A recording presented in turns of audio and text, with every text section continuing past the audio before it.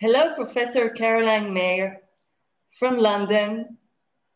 Professor Carolyn Mair is a fashion psychologist, and I met you, Caroline, in 2017 in the London College of Fashion. We were both in a conference, the first and only conference till today, around fashion and psychoanalysis. I'm so excited to see you after all these years. I know. How are you? Thank you, Tali. Thank you so much for inviting me. I'm well, thank you. Yeah, trying to stay positive. Yeah, we are both in a lockdown. I'm in Israel and you're in London. Yeah. I think people are beginning to rethink and reevaluate what matters. Exactly. But I think in these days especially, our clothes play important role in our mental health, because in these times people just stop dressing for work and start dressing more for home, dressing down. And so I think these days especially we need to talk about the psychological effect of clothes on us. Absolutely. I think this is one of the aspects of fashion that has been neglected largely, and now people are beginning to realize that we all wear clothes, and clothes can be a wonderful power for good at the global level, but they can also be a great power for good at the individual level. But understanding that from a psychological perspective, I think, well, obviously I'm a bit biased. Yeah, absolutely. So definitely. That's my work. That's what I do. That's my passion. I explore the ways in which clothes affect us, especially women and girls. That's my field. And you, Caroline, you are the founder of fashion fashion psychology department in the London College of Fashion. Tell us about your work a little bit. What is fashion psychology or psychology of fashion? Okay, so I started the department. I set up the psychology department at London College of Fashion I started there in 2011 and built the department in 2012 and wrote the master's courses from there, which started in 2014, and they're still very successful. And the reason that I wanted to take psychology to the college was I've always loved fashion. It's always been something that I've really enjoyed playing with, I suppose, and playing with my identity through fashion and just enjoying the aesthetic and the sense of creativity that it can give you.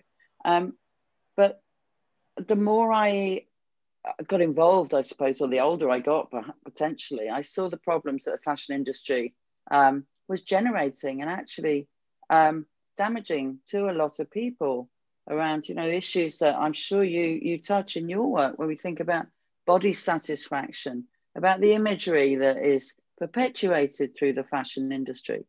And a lot of blame for people who can't afford to buy, high-end sustainable fashion, and sort of blaming people, making them feel bad for people who don't have much money, who have to buy, or who choose to buy, whatever their reasons, the more high street brands. And what I wanted to do when I took psychology to the college was really to help the fashion industry, I should say, not make it, but help it become more sustainable and more ethical, but helping them use fashion for their own well-being and more recently for the planet's well-being, to think about how we can use fashion and how the fashion industry can send messages that are positive. So really looking at things like the body dissatisfaction, for example, the mental health problems that we see when people don't feel represented in the fashion industry, in the imagery, where, stick thin models who are really, I understand some people are very, very slim, and, that is a minority of people. But for the majority of models who are size 00 and who weigh very, very little, that's due to an unhealthy diet, an unhealthy lifestyle.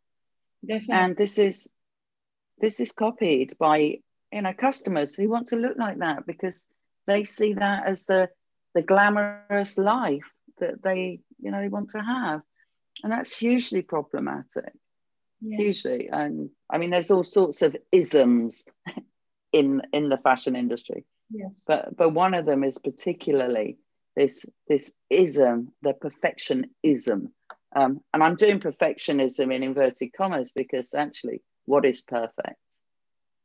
Exactly. So I should have said, really, I'm a psychologist by training, so I'm not a fashion professional. I'm a psychologist who cares about the fashion industry because it touches everyone, literally. We all wear clothes. And tell me, Caroline, how do you feel that people in the fashion industry, professionals in that industry, perceive your work or even the concept of psychology inside their field?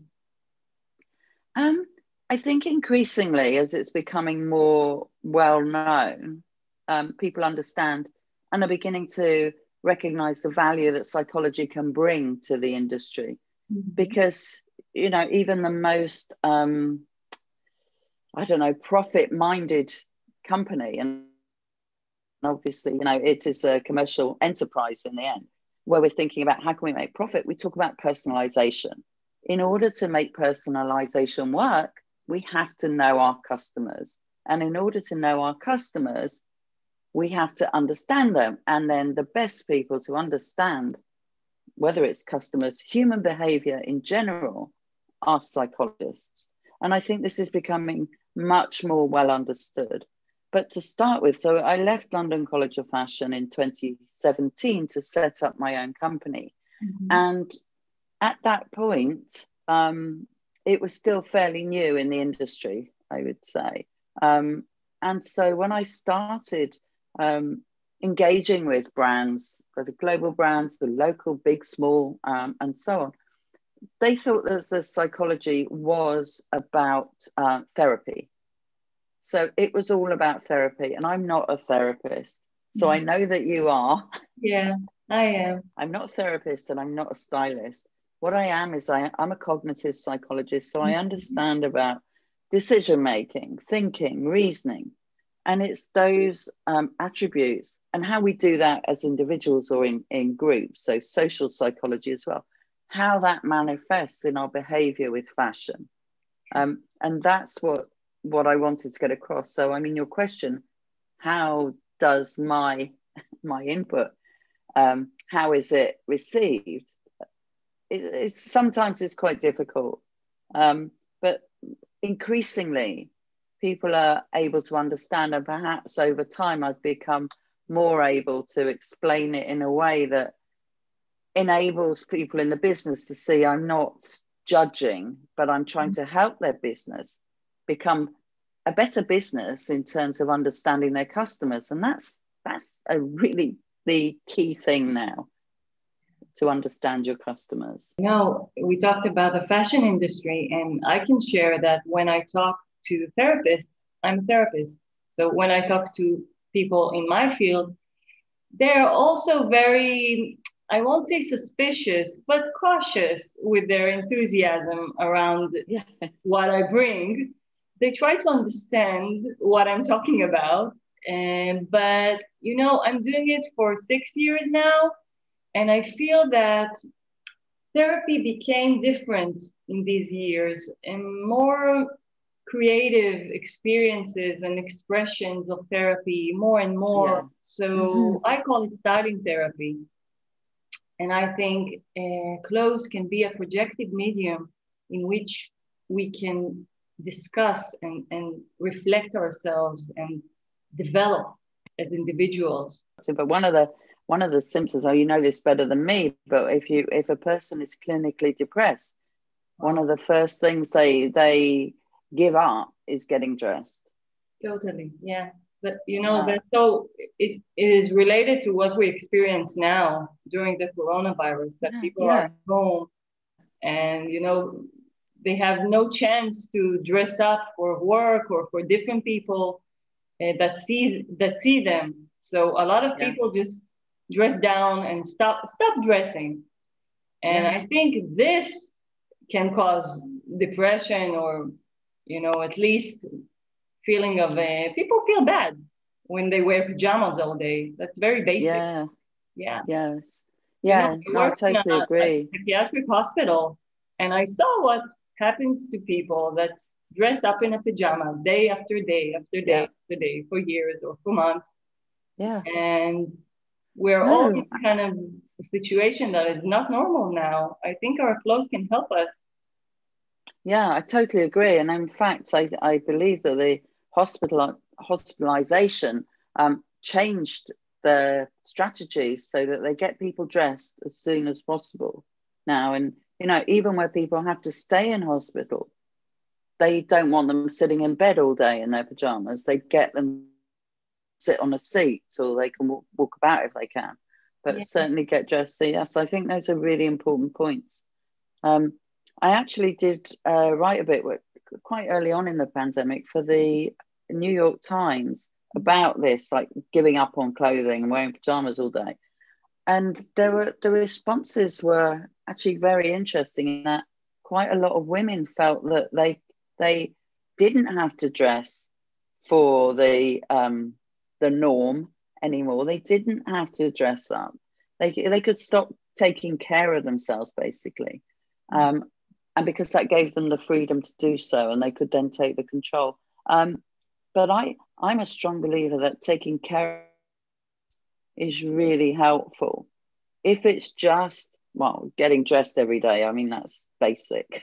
But I think sort of just, you know, cleaning your face and putting moisturizer on. It didn't have to have the whole, you know, the whole thing of the face, but just that care, brushing your hair, just like brushing your teeth, and some time for yourself. I think exactly. Those things are really, exactly. Grooming. I see grooming as self-therapy. Yeah. Take care of yourself through grooming. You know, I read that here in Israel, people buy less clothes and more cosmetic products, like, you know, facial cream and all kinds of serums. Skincare has gone like crazy. I mean, I think one thing, it's not great for our skin to be shut indoors all the time. I mean, that's not good for your skin. Yeah. This taking care of ourselves, people are beginning to understand that that's really, really important. It's not about being vain or self-centered, but it's fundamental to our own well-being. Exactly. Yeah. It's good to love clothes. It's okay to be attached to clothes. We don't need many of them, but you know, I want us to talk about overconsumption. Yeah, overconsumption clearly is not a good thing. I think some consumers have gone all out on online shopping because it gives them a window to the outside world. It's an opportunity to engage with it. I mean, and then at least 50% is returned, possibly a lot more during the pandemic. A lot more is returned. This is a problem for the planet because a lot of returned goods, not in all brands, but some brands, are not returned to the shelves as such. So they're destroyed, which is shocking. Overconsumption, in a way, is could be like an addiction. Well, it's like an addiction, really. And I suppose where people feel that they don't have the other avenues for their interests or other avenues for their passions, that they can, and because for a lot of people who've been furloughed or made redundant, they have much more they do. You know, you browse Instagram or all the online shopping sites that there are. Mm-hmm. And it's tempting. It's tempting for a lot of people to buy. Yeah. And now with Klarna, you have Klarna in Israel? No. So it's a shocking. In my opinion, it's really shocking. It's like you buy now, pay later. So there is no credit. Yeah, no credit check. So I think you've got to be over 16. But I mean, There is no credit check. So it's not like getting a credit card or even a store card, absolutely no credit check. And they say there's no interest for 3 months.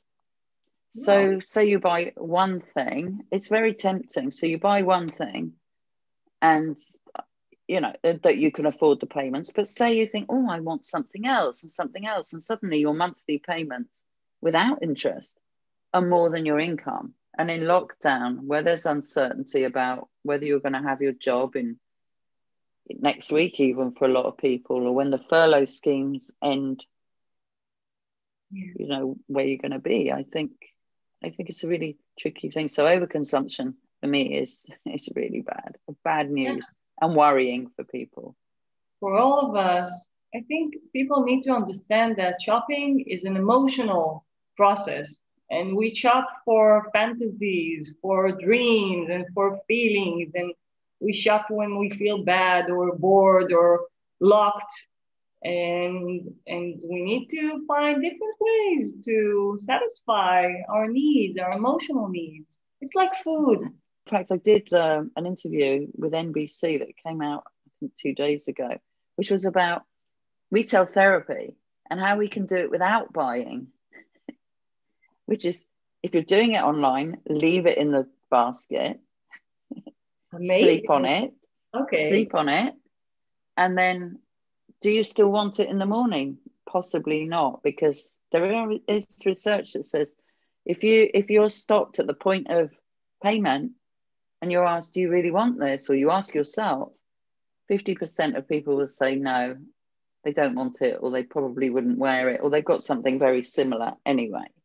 Wow. You know, that's so deep. It's a deep question. What do I really want? Do I really want this, or I want something else? And it's just a reflection of my dreams and fantasies. Yeah. But actually, do I have something similar in my wardrobe? Definitely. That I could wear differently, that I could be creative, putting things together, or you know, with accessories, or put a belt on it. Buying for a while, just to stop buying and just wear what we have in the closet in different ways and play with it.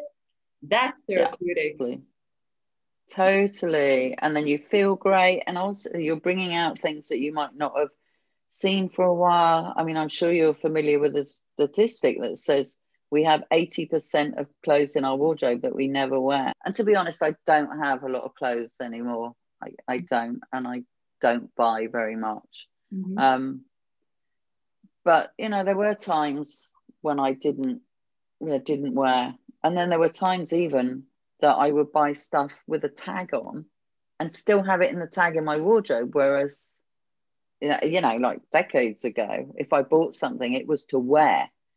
It was to wear to that party or that, I don't know, job or something.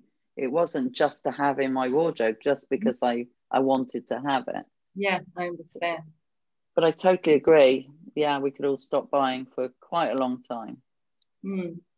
Tell me, what is your favorite piece of clothing in your closet? And my favorite piece of clothing, I would say, is, well, I've got two. So one is a black leather.